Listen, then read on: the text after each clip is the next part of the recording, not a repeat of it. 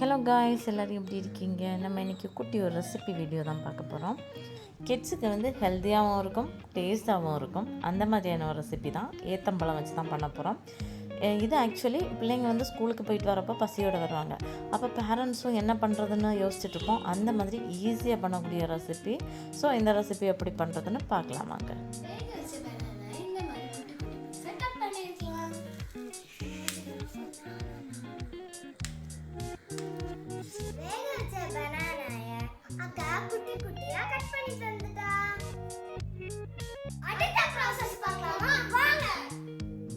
ஒரு கடாயில் கொஞ்சமாக நெய் சேர்க்கலாம். நெய் வந்து முழுசாக உருகி வந்ததுக்கப்புறமா நம்ம கட் பண்ணி வச்சுக்கலாம். என் குட்டீஸ் தான் எனக்கு கட் பண்ணி தந்தாங்க. கட் பண்ண பனானாஸ் எல்லாம் லைட்டாக ரோஸ்ட் பண்ணலாம்.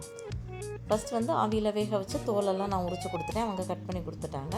அப்புறமா இதுக்கு தேவையான ஸ்வீட்டு நான் வந்து வெல்லம் தான் எடுத்துக்கிறேன். கொஞ்சம் வெல்லம் தேவைப்படும், இல்லைன்னா நாட்டு சக்கரை கூட எடுத்துக்கலாம். அடுத்ததாக வந்து தேங்காய் பால் ரெடி பண்ண போகிறோம். கொஞ்சோல தேங்காய் துருவி அதில் கொஞ்சமாக தண்ணி சேர்த்து அந்த பாலை பிழிஞ்சு அப்படியே ரோஸ்ட் பண்ணி வச்சுருக்க பனானாவில் சேர்த்துக்கோங்க. அப்புறமா நம்ம தேவையான அளவு இனிப்பு நாட்டு சக்கரை எல்லாம் வெல்லம் சேர்த்துக்கோங்க, இல்லைன்னா கருப்பட்டி கூட சேர்க்கலாம். அப்புறமா நம்ம பால் புளிஞ்சத்துலேருந்து தேங்காய் இருந்துச்சுல, அந்த அவ்வளோ தேங்காவையும் சேர்த்து நல்லா மிக்ஸ் பண்ணி ஒரு மிதமான சூட்டில் போட்டுக்கோங்க. நல்லா ரோஸ் மாதிரி வரணும். இந்த தேங்காய் பாலெல்லாம் வற்றி இந்த மாதிரி ரோஸ்ட்டாக வந்துருச்சு. ஃபைனலாக கொஞ்சம் கேஷ்யூ போட்டுக்கோங்க. இது ஆப்ஷனல் தான். ரெடி ஆயிடுச்சு, அவ்வளோதான்.